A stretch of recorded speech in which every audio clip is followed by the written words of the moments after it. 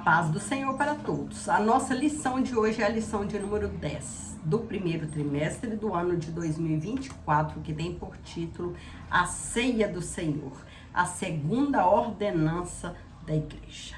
A Ceia do Senhor, que é um privilégio para nós cristãos participarmos desse evento tão maravilhoso que é a Ceia do Senhor. O texto áureo que se encontra em 1 Coríntios 11, versículo 26, nos diz: porque todas as vezes que comerdes este pão e beberdes este cálice, anunciais a morte do Senhor até que venha. A verdade prática, a ceia do Senhor, como uma ordenança, celebra a comunhão do crente com o Senhor ressuscitado. Assim como o batismo em águas, a ceia do Senhor também é uma ordenança dada por Jesus à sua igreja. Ao longo da história, a igreja tem a ceia do Senhor como uma das celebrações mais significativas. Nesse sentido, o cristão pode contemplar a ceia sobre 3 perspectivas. Primeira, um olhar para trás, quando contempla Cristo entregando-se em sacrifício vicário na cruz, Quando Jesus foi crucificado por nós, pelos nossos pecados, para nos dar direito à salvação. Segunda, um olhar para o presente, ver nossa condição diante de Deus e como fomos alcançados pela graça de Deus, Quando Jesus nos chamou, nos buscou, nos tirou do mundo do pecado para trazer-nos para perto dele, para participar da ceia.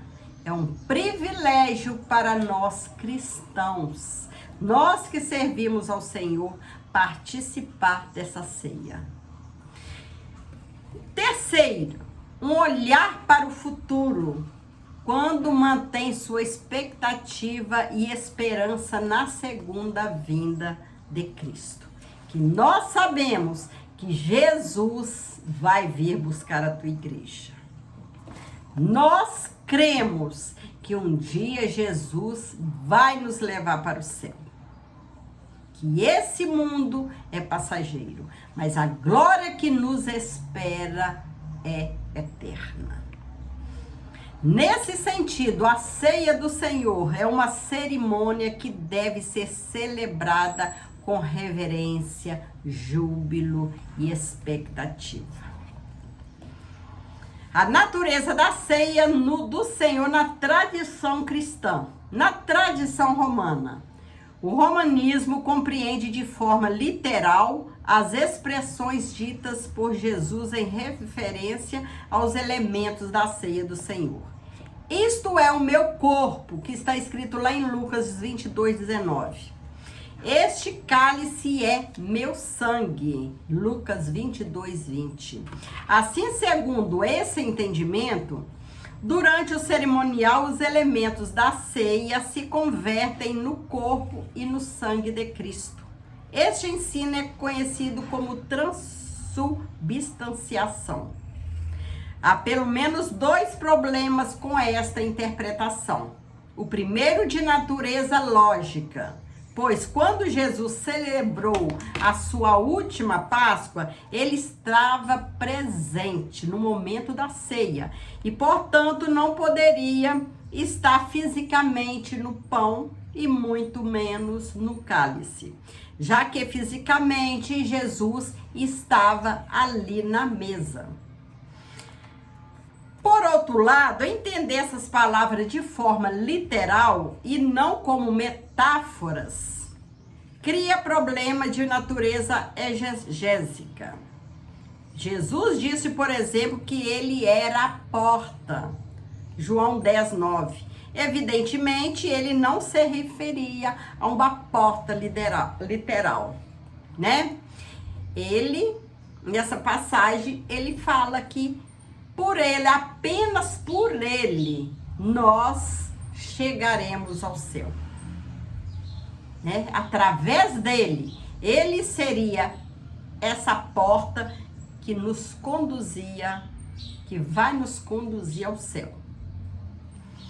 Assim como ele fala que é o caminho, né? Que somente através dele nós podemos alcançar o céu.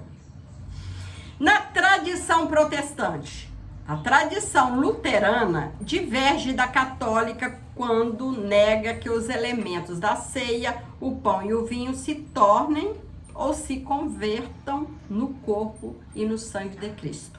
Contudo, afirma que o corpo físico de Jesus está presente no pão da ceia. Esse entendimento luterano é denominado consubstanciação. Como se vê, Lutero não conseguiu se desvencilhar por completo da tradição católica quando dá uma versão modificada da sua antiga crença. A posição pentecostal, a tradição pentecostal, entende que o pão e o vinho não se convertem fisicamente no corpo de Jesus, nem tampouco Jesus está presente fisicamente neles. Assim, o pão e o vinho simbolizam o corpo e o sangue de Jesus. Contudo, Jesus se faz presente espiritualmente nos símbolos da ceia. Mateus 18, 20. Essa é a posição da maioria dos pentecostais. Também enfatizamos o aspecto memorial da celebração da ceia do Senhor. Nesse sentido, a ceia do Senhor é para quem está em comunhão e não para dar comunhão. Esse entendimento se ajusta ao ensino do Novo Testamento sobre a ceia do Senhor. Então, nós entendemos que para participar da ceia do Senhor, nós precisamos estar com a vida diante do Senhor, né? Com a vida limpa, e devemos estar em comunhão com Cristo. Deve estar tudo bem na nossa vida. A ceia do Senhor é celebrada em nossa igreja sob uma perspectiva memorial em que Jesus está espiritualmente presente, né? Quando participamos da ceia, o pão e o vinho, cremos que o Senhor está conosco ali espiritualmente, participando conosco da ceia do Senhor. É maravilhoso, é um privilégio para nós podermos estar diante do Senhor, estar em comunhão do Senhor, poder participar da Santa Ceia. Participar, lembrar o que o Senhor passou para nos dar esse privilégio. Lembrar do nosso presente, do privilégio que nós temos de estar ali participando da ceia. E também nos fazer lembrar, né, o futuro que nos aguarda. Um futuro de glória no céu, que Jesus um dia, ele virá nos buscar. É maravilhoso. Vale a pena sofrer por Jesus, porque a nossa vitória, o nosso galardão é grande.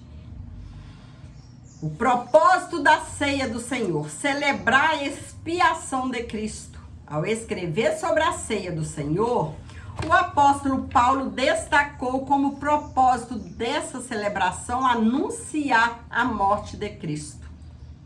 1 Coríntios 11, 26. Nesse caso, a ceia do Senhor aponta para o Calvário. Ela celebra a vitória de Cristo na cruz sobre o pecado, a morte e o diabo.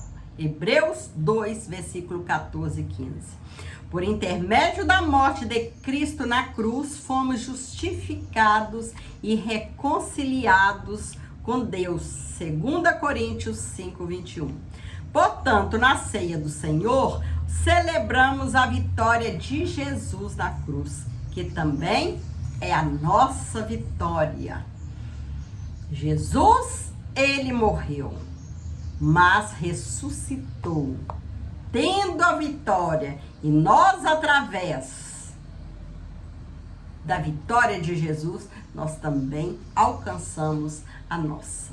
De poder hoje estar aqui, servindo ao Senhor, e futuramente morarmos para sempre com o Senhor na glória. Proclamar a segunda vinda de Jesus. A ceia do Senhor proclama a sua segunda vinda. 1 Coríntios 11, 26. Logo há um sentido escatológico na celebração da ceia do Senhor. Quando essa bendita esperança é perdida, a igreja se seculariza.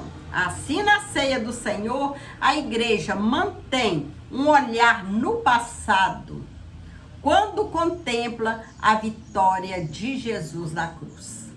Mas também mantém o seu olhar no futuro, esperando e ansiando pela sua segunda vinda, quando Jesus das nuvens buscar a tua igreja. Ao contemplar o retorno de Jesus, a igreja lembra que é peregrina nessa terra e que sua pátria não é aqui.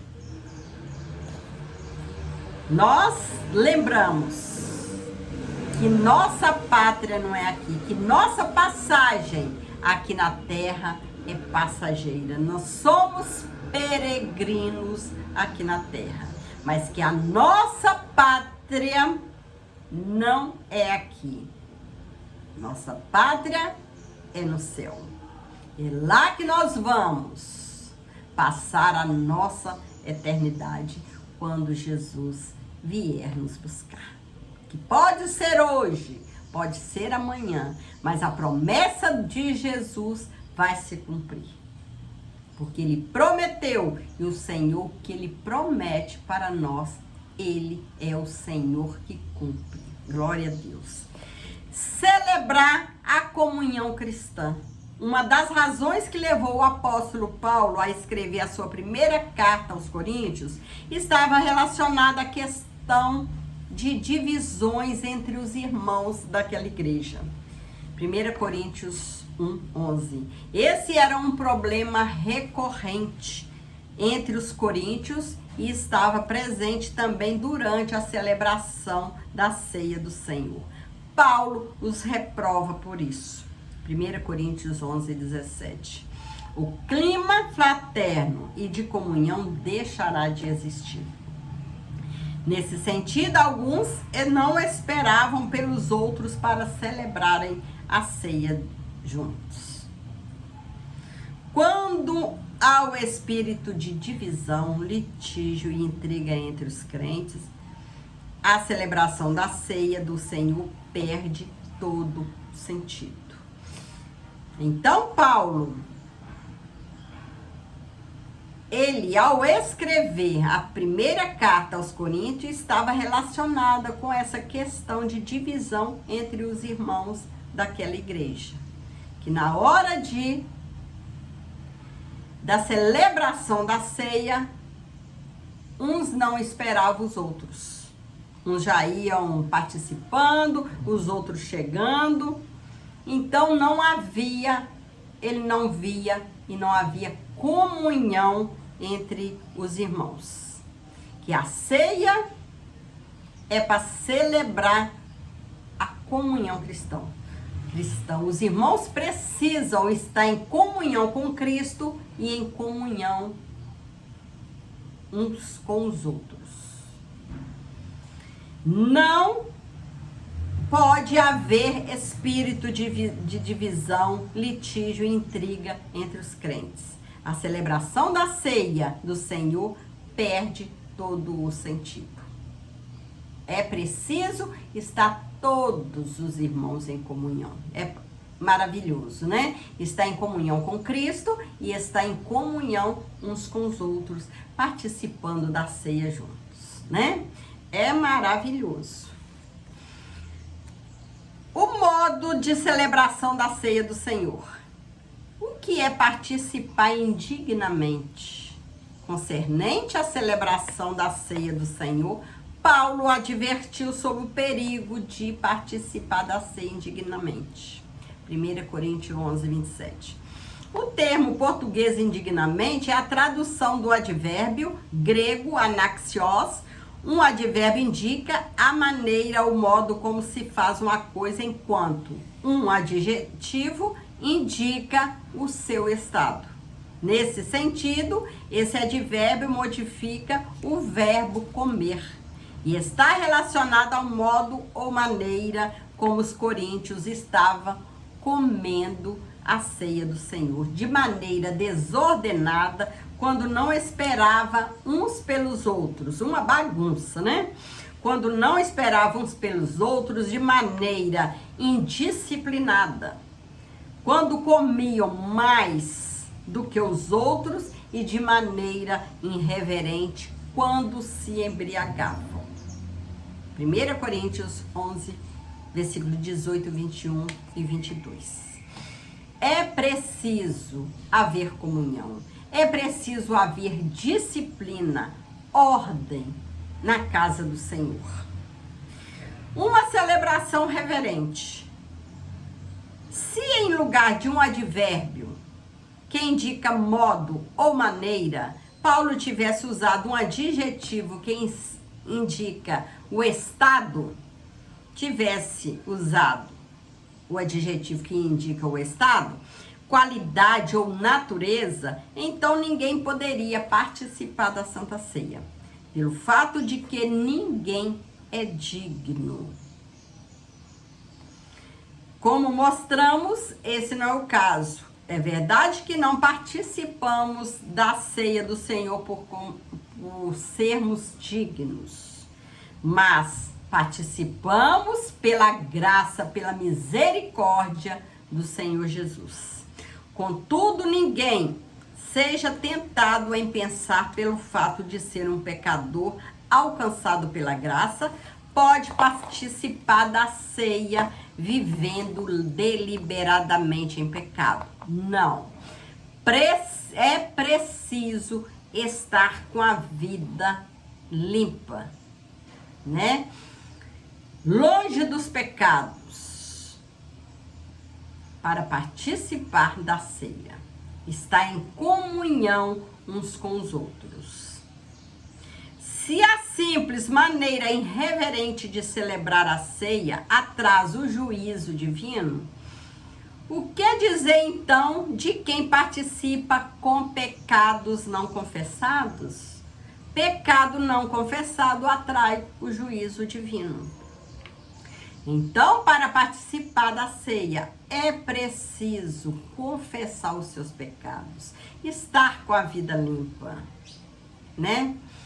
Que nós somos seres humanos, sujeitos a falhas, né? Algumas faltas.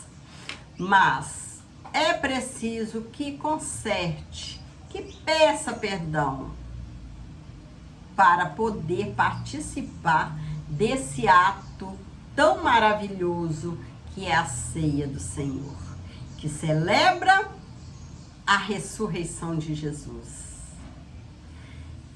que celebra a vitória de Jesus sobre a morte, sobre o pecado, sobre o diabo, que celebra a vitória e o futuro quando Jesus vier buscar a tua igreja. Uma esperança que deve estar viva dentro de nós, que é a segunda vinda de Jesus. Celebrar a comunhão cristã, né? Tendo comunhão com Cristo e comunhão entre os irmãos. Nossa vida tem que estar limpa. Devemos ser fiéis a Deus. Uma celebração festiva.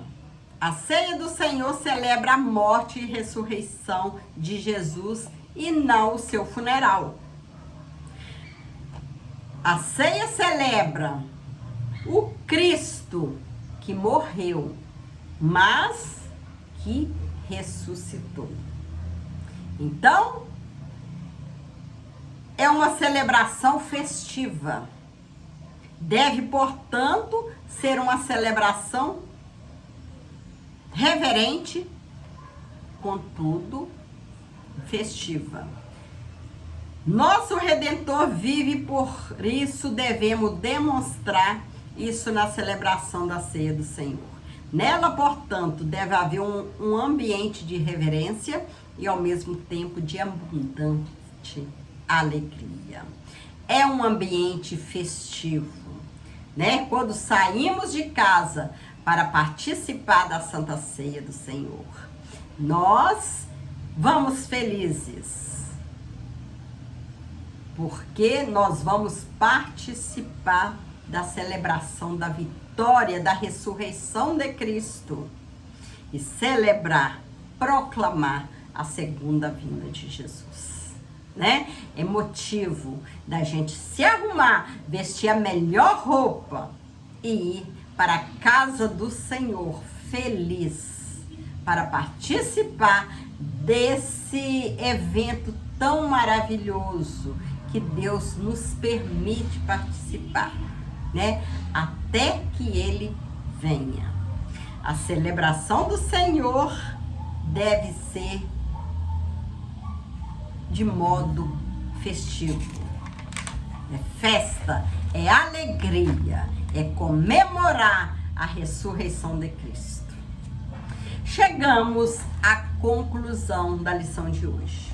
Nessa lição sobre diferentes perspectivas, vimos alguns aspectos que revelam o sentido e o propósito da ceia do Senhor. Não é um sacramento que de forma mágica conceda graça aos que dela participam. Nem tampouco uma vacina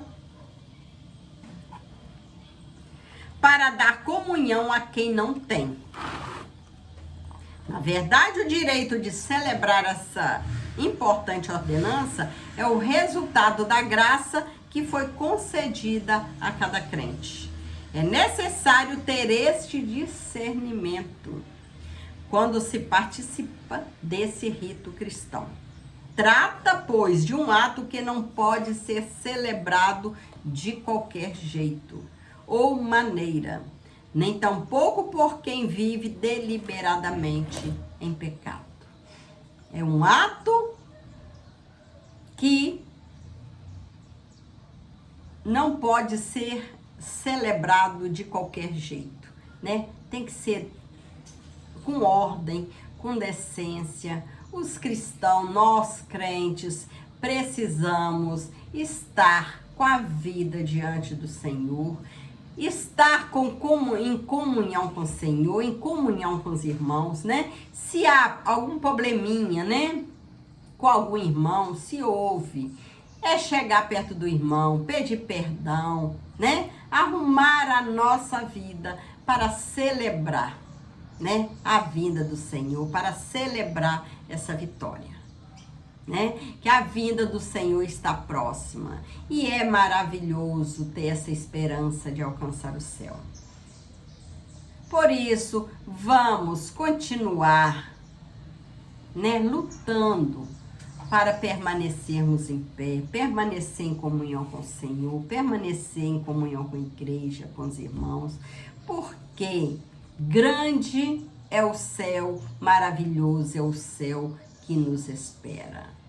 E Jesus, em breve, Ele vai nos chamar, né? Vai nos tirar dessa terra e nos levar para a pátria amada que nos aguarda. Fique com Jesus e que Jesus possa continuar te abençoando, abençoando a sua família. E vamos continuar nesse propósito, servindo ao Senhor, né? Consertando aqueles errinhos da nossa vida diariamente, que nós como seres humanos estamos sujeitos às falhas, né? E vamos continuar nesse propósito de alcançar o céu e nos encontrarmos com todos, com toda a igreja ali no céu. Fique com Jesus, que o Senhor continue nos abençoando. Fique com o Senhor. Deus te abençoe. Amém.